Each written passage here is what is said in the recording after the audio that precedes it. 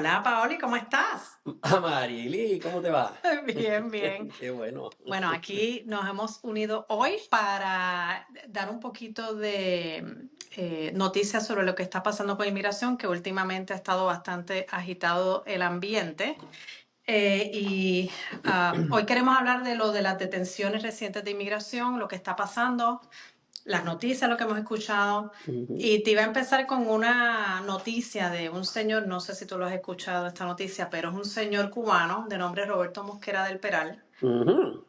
que recientemente, ahora en el verano, el gobierno de Estados Unidos lo deportó a un país en África Oh, de wow. nombre Eswatini. No sé si lo has escuchado esta noticia. No, no la he Te voy escuchado. a decir un poquito de lo que pasó con él, el Sí, historial. dale.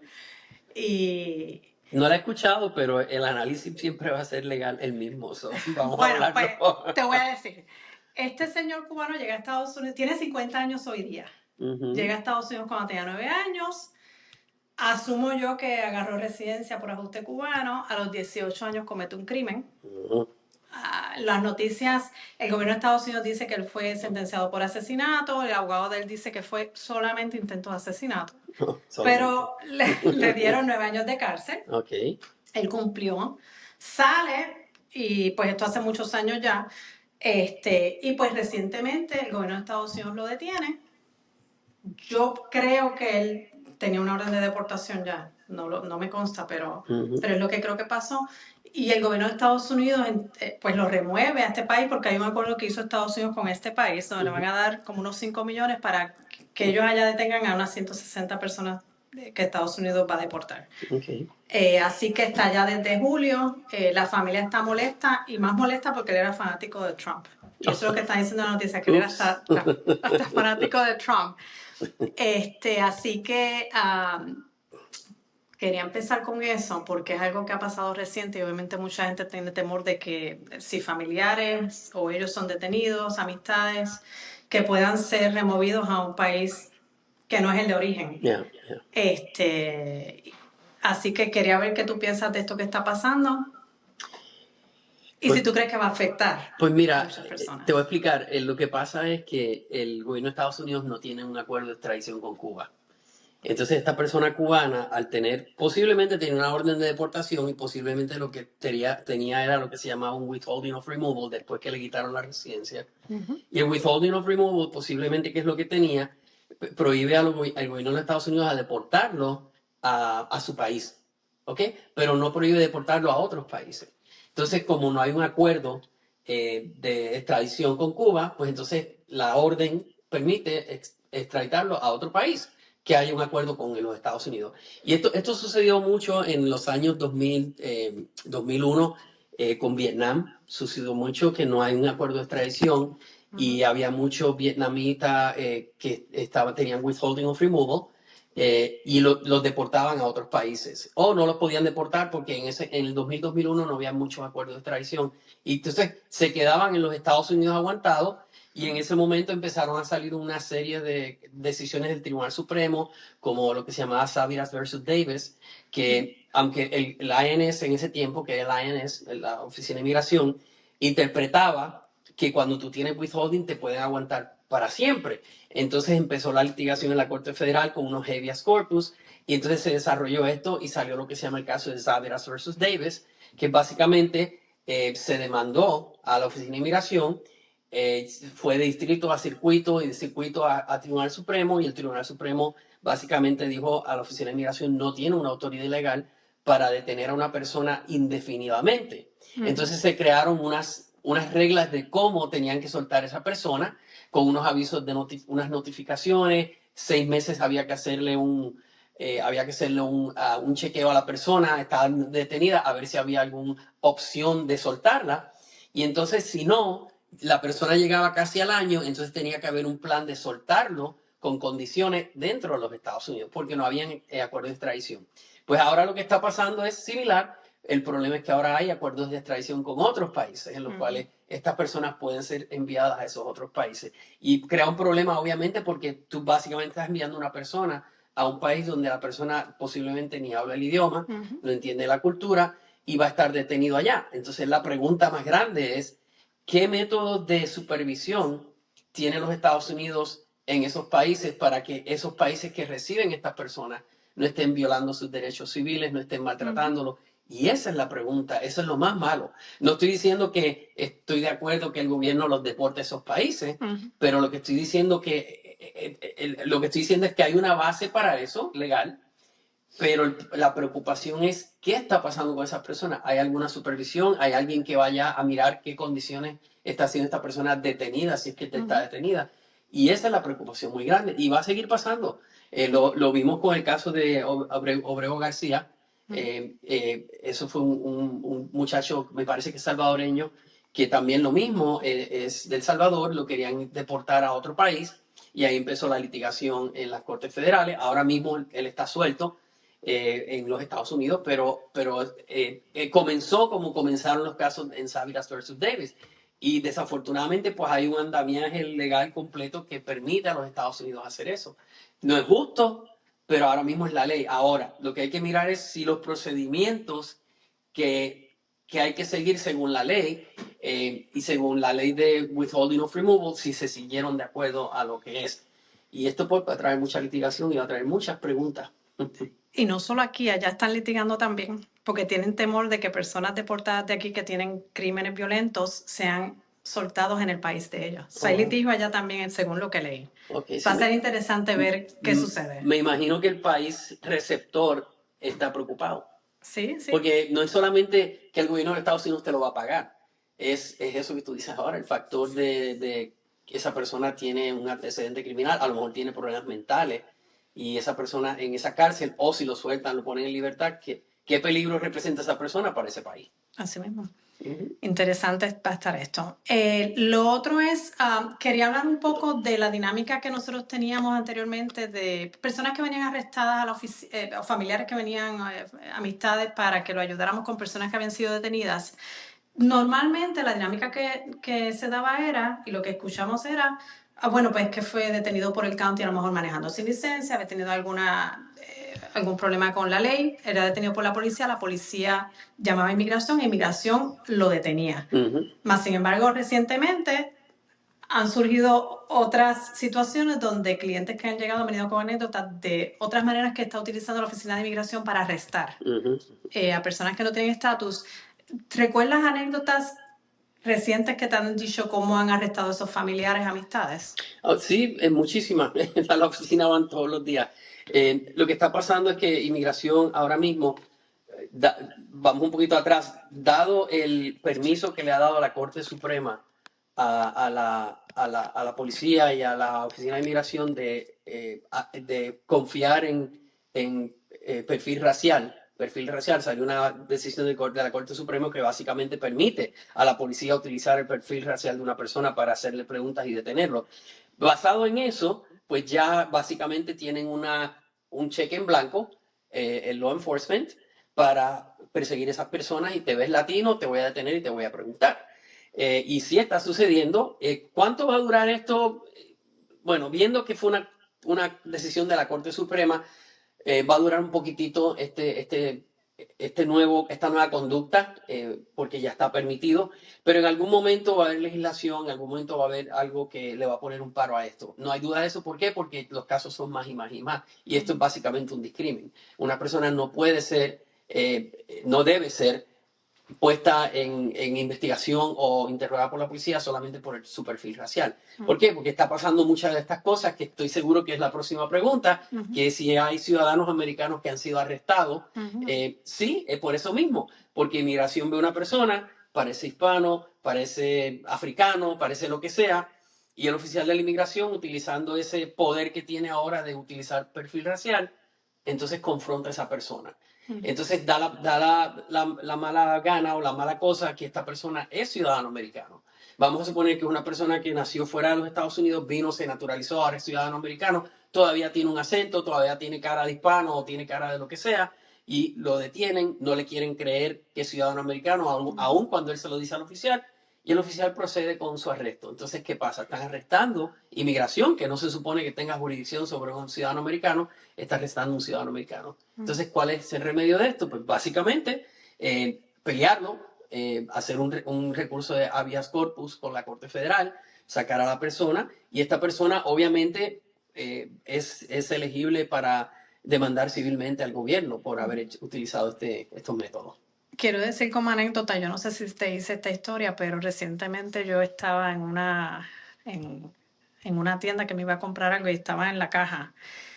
Y me entra una llamada de alguien de la oficina preguntándome cómo uno encuentra en internet donde una persona está detenida. Y yo le comienzo a dar instrucciones. Estoy hablando en español en mi teléfono. Y le digo, vas a ir a ICE Detainee, vas a poner el nombre, el país,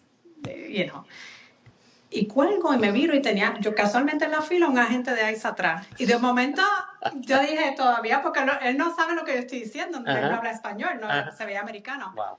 Y yo dije, lo único que él me entendió fue ICE Detainee. Uh-huh. Y yo dije, ¿será que ahora va a querer preguntarme si tengo estatus o no? ¿Y no te preguntó? No me preguntó nada, pero yo siempre he pensado, estoy loca porque me arresten. Hasta que lo vi, espérate, mejor no. No quiero pasar por eso.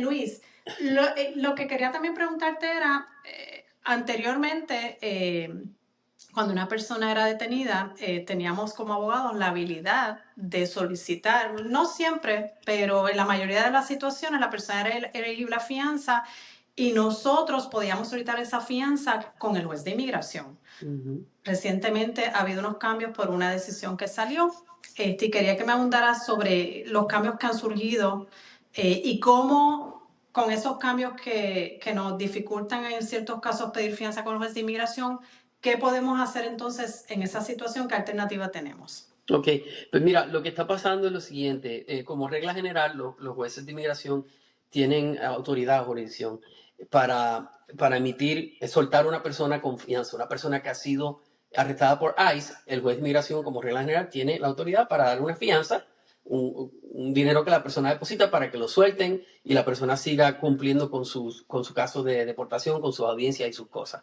¿Qué pasa? Ahí salió una decisión de la Junta de Apelaciones de Inmigración que básicamente interpreta la ley de otra manera. Esto es algo nuevo, después de años y años de que no se interpreta así.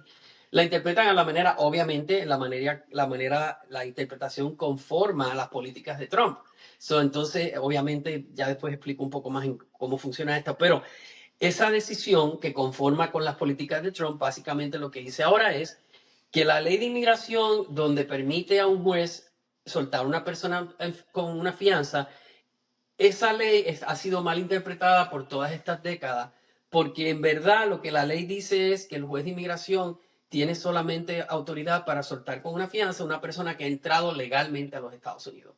Y es una interpretación obviamente completamente errónea, una interpretación que va en contra de décadas de decisiones de que los jueces tienen la autoridad para hacerlo, y es una interpretación que también va alando por los pelos una interpretación que no tiene validez ningún tipo en la ley. La ley lo que dice es que una persona que está presente en los Estados Unidos y que es detenida por inmigración, esa persona tiene derecho a ser puesto en libertad con una fianza. La palabra que utiliza la ley es presente. No utiliza la palabra que la persona que está en los Estados Unidos admitida legalmente. El juez tiene autoridad. Al ser la ley decir presente, significa una persona que entró ilegal, está presente en los Estados Unidos, por lo tanto el juez debe tener autoridad para soltarlo con una fianza. Pero ellos están haciendo la interpretación que presente significa que entró legalmente. Y eso está incorrecto. Entonces ha habido mucha litigación ahora, especialmente en las Cortes Bajas Federales, en las Cortes de Distrito de todos los estados. Ha habido ya litigación con abogados de inmigración haciendo recursos de habeas corpus, que es básicamente un requisito, un remedio que tú utilizas para entrar en la Corte Federal, diciéndole al juez habeas corpus, lo que significa dónde está el cuerpo. Pues tú le das ese recurso al juez de inmigración y al juez federal, y el juez federal tiene la autoridad para revisar todo el historial de lo que pasó en el caso y por qué el juez de inmigración no quiso emitir una fianza.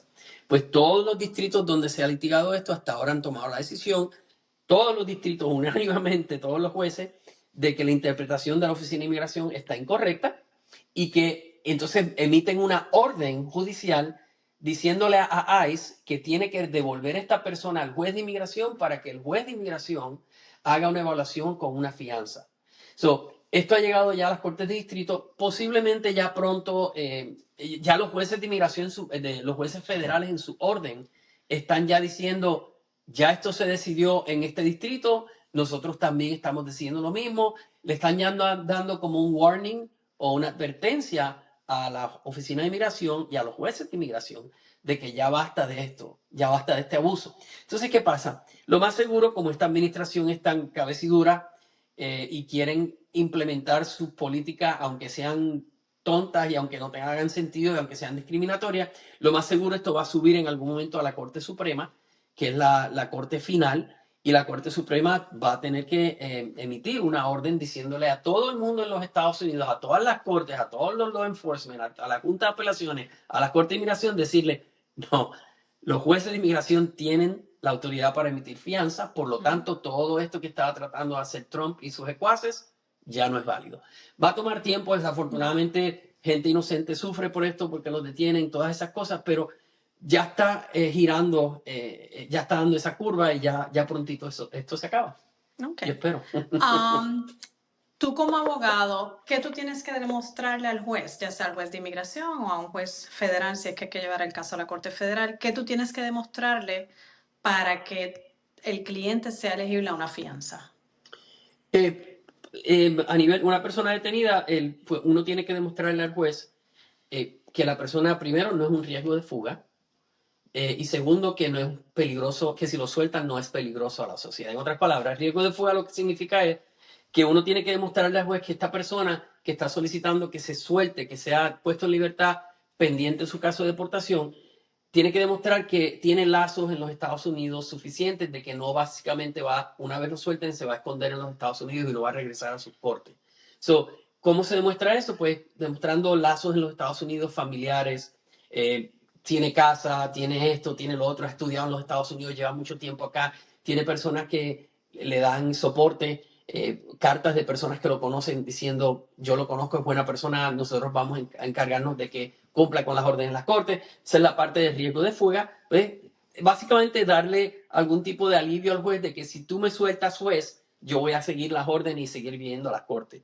La parte, perdón, de peligrosidad, pues básicamente lo que dice. Tenemos que demostrarle al juez que la persona no es peligrosa, que si lo sueltan, la persona no va a cometer crímenes. Y eso pues, básicamente va más atrás, va al historial criminal o al historial de esta persona. Por ejemplo, si tú le estás pidiendo a un juez de inmigración que suelte una persona que tiene 5 o 6 convicciones por manejar borracho o por fraude o por algún delito sexual o de agresión o algún delito violento o de droga, pues ya tu argumento en la parte de riesgo a la sociedad se minimiza, tiene menos valor porque ya tiene un historial de crímenes. Pero si tú le estás enseñando al juez de inmigración que la persona no ha tenido crímenes o si ha tenido es algo leve hace mucho tiempo, ya eso pues dentro de la ecuación del análisis de riesgo de fuga y peligrosidad, ya entonces hace un balance con las dos cosas y el juez puede emitir una fianza donde la persona entonces es puesta en libertad pagando un dinero, que el dinero básicamente lo que dice es, este es el dinero que estoy poniendo, si no cumplo te quedas con él. Y quiero decir algo, hablando ahora esto de lo del riesgo de fuga, que recuerdo que hoy día yo he tenido oportunidad de escucharte litigando casos de fianza, porque ahora se hacen muchas audiencias por video y tú las haces desde la oficina y yo estoy en la oficina de al lado y puedo escuchar. Y recuerdo hace unos meses que tuviste un detenido donde el fiscal estaba diciendo que era riesgo de fuga, porque los agentes de inmigración cuando lo vieron en la serie corrieron detrás de él salió corriendo. Y yo sé que tú hiciste, y ahí es que la experiencia entra, y tú hiciste una alegación contra lo que dijo el fiscal. ¿Y qué fue lo que tú dijiste? Pues básicamente yo le dije al juez, juez, ¿tú has visto los videos? ¿Tú has visto en social media cómo estos agentes hacen los arrestos? Y le dije al juez, básicamente son personas que no tienen uniforme, no tienen ningún tipo de placa, no tienen nada, vienen enmascarados a arrestarte. La pregunta que le digo al juez, hazte la pregunta, si tú ves una persona corriendo hacia ti, que no tiene uniforme, no tiene placa, no tiene nada, tal vez armado, no vas a correr tú también. Claro, corre cualquiera. Eso no puede ser un elemento para determinar que la persona es un riesgo de fuga. Sí, Y pues, básicamente, pues ese fue el argumento y el juez, el juez, junto con otras cosas. y el juez le dio la fianza. Exacto. Eso lo pude, eso yo soy testigo de eso porque lo pude escuchar. Ujú. Mitos que hay, que si te detiene inmigración, te debe dar el juez una audiencia de fianza en 24 a 48 horas. Está bueno el chiste. No, eso no es cierto. No es cierto. Se supone que sí, pero no está sucediendo. Es que eso se da en los casos criminales mayormente, Exacto. no es Ujú. inmigración, no es un arresto tampoco, ¿verdad? De hecho, Criminal. inmigración es un arresto civil. Es un no arresto criminal. civil. Yeah. Ok, quiero también preguntarte, ¿qué recomendaciones tú das a personas? Porque el problema también que estamos viendo es que anteriormente, pues, los agentes de inmigración sin una orden de arresto, no venían así en público a agarrar a una persona y Yeah. decirle qué estatus tú tienes. Ahora están hasta parando personas manejando Yeah. en los parking lots, preguntándole a la gente, ¿eres ciudadano? ¿Qué recomendación tú le das a una persona que no tenga estatus, cómo contestar preguntas y cómo actuar en esa situación? Pues mira, lo primero que puedo decirte es no mentir. Y con no mentir te quiero decir, antes de no mentir, no vas a decir nada. Lo que yo le recomiendo a las personas es que si un oficial de inmigración te confronta, primero pídele alguna credencial. Tú no sabes quién es el que te deteniendo. Posiblemente se van a rehusar a darte la credencial y tú le vas a decir de la misma manera que usted se rehúsa a dar una credencial, de la misma manera yo me rehúso a contestar cualquier pregunta. Y siempre que digas no voy a contestar preguntas, le preguntas al oficial, ¿estoy libre de irme? Am I free to go? Y si el oficial te dice que sí, arranca, vete. Pero siempre trata de decirle al oficial de una manera respetuosa que tú no vas a contestar preguntas, que no te interesa contestar preguntas, que entiendes que no tienes que contestarlas, que es tu derecho, y que estás preguntando si estás libre de irte. Si el oficial te dice que sí, vete. Si te dice que no, sigue insistiendo que no vas a contestar preguntas. Usualmente, los oficiales, cuando en estas situaciones, si tú te pones firme, respetuosamente firme, los oficiales usualmente tienen otras cosas que hacer y lo que te van a decir es, te estamos velando, la próxima vez te vamos a arrestar, vete. Y tú te vas feliz y tranquilo a tu casa. Pero la recomendación, el bottom line aquí es, no hables de más, no mientas, pero no hables de más. Y no hables, punto. No voy a contestar preguntas. Sin mi abogado, no voy a contestar nada. Que de dónde eres, porque eso es lo que te dicen. Tú le dices al juez que no vas a contestar esa pregunta. No, pero es que tú no eres de aquí, ¿de dónde eres? No voy a contestar esa pregunta, no me interesa contestarla, me puedo ir. Si el oficial te dice que sí, vete. Si te dice que no, tienen que seguir haciéndote preguntas. Usualmente ellos cuando la ven la cosa difícil y no tienen ningún otro razón articulable de sospecha, usualmente ellos se aburren de esto y te dejan ir y se acabó el tema. Eso pasa la mayoría de las veces. Pero si ellos tienen alguna razón articulable de sospecha de que tú no tienes documento, articulable significa que tengan alguna prueba. Por ejemplo, que tengan récord tuyo con tu foto, pues entonces sí, ellos pueden proceder a arrestarte porque ellos tienen una base para justificar ese arresto y no exponerse a demandas civiles, etcétera. Pero la mayoría de ellos no lo tienen. Esto se llama lo que llaman en inglés un fishing expedition. Yo diría que en el 90% de los casos es una expedición de pescada, de ver si tú hablas de más para entonces arrestarte. Y tú puedes minimizar ese % al no contestar preguntas. Y mucha gente por ahí también habla de que si son inmigrantes no tienen derechos constitucionales, y eso es mentira. Ya se ha reconocido que, aunque no todos los derechos constitucionales aplican a personas sin estatus, por lo menos el derecho a no ser registrado en incautaciones irrazonables,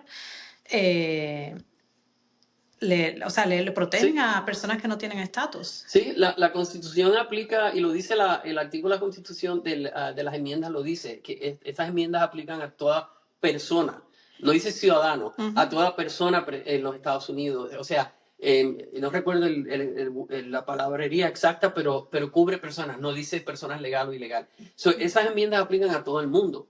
La quinta enmienda de registros irrazonables, la enmienda de la libertad de expresión, la enmienda de permanecer callado, todas esas aplican a toda persona que, de la manera que yo se lo pongo a mis clientes para que lo entiendan, cualquier persona, cualquier cuerpo que está respirando en los Estados Unidos, que sea un humano, tiene derecho a ser protegido por eso, no importa tu estatus legal.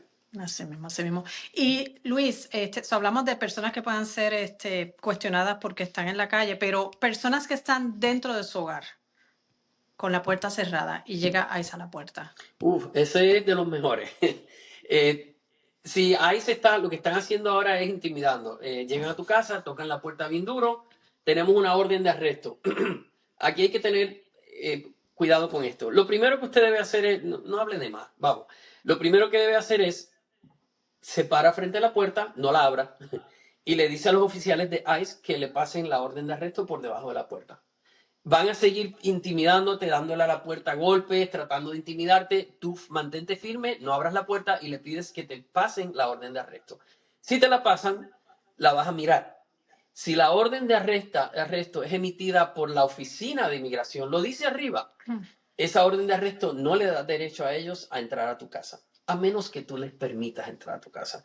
Si la orden de arresto, por otro lado, dice que es emitida por una corte federal o una corte estatal, por un juez estatal o un juez federal, no un juez de inmigración, un juez federal, pues entonces sí, ellos tienen derecho a entrar. Y si tú no les abres, pues van a derribar la puerta, obviamente. Pero en el 99.9% de las ocasiones que ICE viene a recoger a alguien a la casa, lo que tienen es una orden de arresto de inmigración, una orden de arresto emitida por la Oficina de Inmigración, que eso no tiene un valor judicial que pueda ir sobre los derechos constitucionales de estar protegido en tu casa. No abras la puerta, no la vas a abrir. Si tú la miras, tú le dices, esto no es una orden emitida por un juez de federal o estatal, no voy a abrir mi puerta. Y ahí quedó todo. No pueden derribar la puerta y no pueden entrar. Y es bien importante también esto en los negocios. Por ejemplo, si usted tiene un negocio y inmigración viene a su negocio a arrestar así a lo loco como están haciendo, usted puede prohibirles a ellos entrar a cualquier área que no está accesible al público. Por ejemplo, ellos pueden entrar al área donde se sienta, por ejemplo, en un restaurante todo el mundo a comer. Ahí pueden entrar hasta el counter.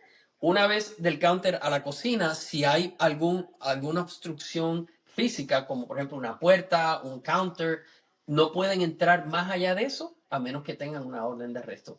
Y como jefe, si usted tiene un negocio, debe darle instrucciones a los managers, a los gerentes, a todas las personas de supervisión, de que si viene ICE, ellos tomen el control de la situación. No dejes que ICE lo tome.